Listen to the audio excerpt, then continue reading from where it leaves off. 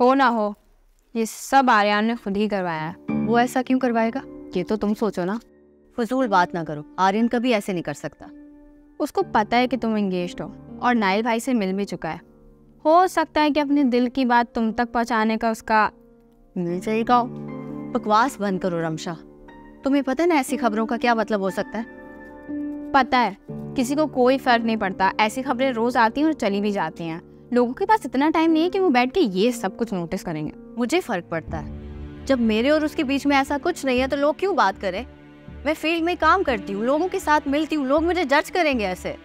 अच्छा, तो तुम्हें लोगों की कब से परवाह होने लगी? नाइल भाई से कोई बात हुई तुम्हारी इस बारे में? उन साहब को भी लगता है कोई फर्क नहीं पड़ता। ट्रस्ट ही इतना ज्यादा करते हैं मुझ पे।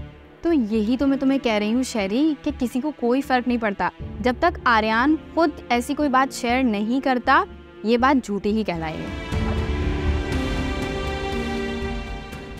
मुझे यकीन है कि ये खबर झूठी है। बाबा, मुझे तो लगा आप मुझसे नाराज होंगे। नाराज होने की भी तो कोई वजह होनी चाहिए ना। पहले तो मैंने सोचा था कि तुम इन चक्रों में मत पड़ो, लेकिन तुम्हारी ख्वाहिश थी, नाइल को भी कोई एतराज नहीं था, और फिर काम इतना बड़ा था कि मैं तुम्हें रोक नहीं सका। आपको अगर अभी भी ऐसा लगता है तो मैं मना कर देती। सिर्फ इस झूठी खबर की वजह से? इसलिए कि आपका दिल राजी नहीं। ऐसी बात नहीं है। कोई बेवकूफ़ी बाप होगा जो अपनी औलाद को नेक काम से रोकेगा, और वापस पलटने का तो सोचना भी मत, स्पेशली इस न्यूज़ के बाद। नेकी और भलाई का रास्ता आसान नहीं होता बेटा, मुश्किलें और भी आएंगी। लोगों के बारे में सोचोगी तो कुछ नहीं कर पाओगी। बस अगर तुम्हारी नीयत साफ है और तुम्हारा इरादा पक्का है तो तुम्हें तुम्हारे काम से कोई नहीं रोक सकता। थैंक यू बाबा, मेरे लिए आपका ट्रस्ट काफ़ी है, और मैं लोगों की गलत बातों का बिल्कुल बुरा नहीं मानती, ना मुझे कोई परवाह है। ये चीज़ मैंने आपसे सीखी है। Thank you so much for being the best dad. I love you बेटा। शहबानो बेटा, मुझे तुमसे ना एक बहुत ज़रूरी बात करनी है। जी आंटी, बताइए क्या बात है?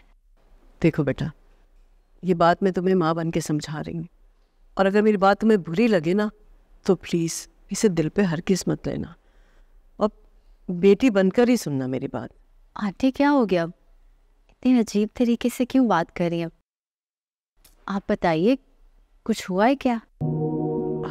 वो ही ना बेटा, अब देखो मैं क्या कहूँ बेटा, ऐसा नहीं होना चाहिए था। ये बात बहुत गलत है। तुम्हें पता है, मेरे ख़ानदान में से किसी ने मेरे व्हाट्सएप पर ना मैसेज किया है, हमें कितनी भी वजाहतें देती फिरूं। ओह, आई थिंक आप भी उस वायरल पोस्ट के बारे में बात करना चाह रही हैं। पहले आंटी आप बताएं कि आप खुद इस बारे में क्या सोचती हैं। अपने दिल की बात बताएं। मेरे सामने पल बढ़ के जवान हुए हो, मैं तुम्हारी माँ की तरह से हूँ, मैं क्यों गलत सोचूंगी? मैं कोई पागल हूँ क्या?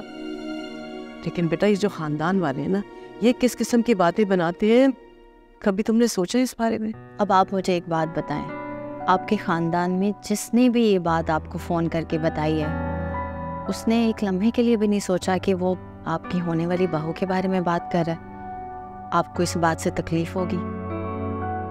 अरे शहरबानो, कैसी बातें कर रही हो? लोग कहाँ ऐसा सोचते हैं। तो बस फिर बात खत्म। जब लोग आपके बारे में नहीं सोचते तो आप लोगों के बारे में क्यों सोच रही हैं आंटी? जाने दे इस बात को। तौबा है भाई, क्या हो गया तुम दोनों को? वो भी इसी तरह से पागलों जैसी बातें कर रहा है। कल फोन पे बात कर रही थी मैं, वो भी मुझे ये समझा रहा था कि आप क्यों सोच रही हैं ऐसा। सोचते होते लोग जैसा भी सोचते हैं, ऐसा नहीं होता बेटा। आपको तो इस बात से खुशी होनी चाहिए कि आपके बेटे और बहू में इतनी ज्यादा अंडरस्टैंडिंग है। दिल का क्या करें, बुध और जुमेरात रात 8 बजे, सिर्फ ग्रीन एंटरटेनमेंट पर।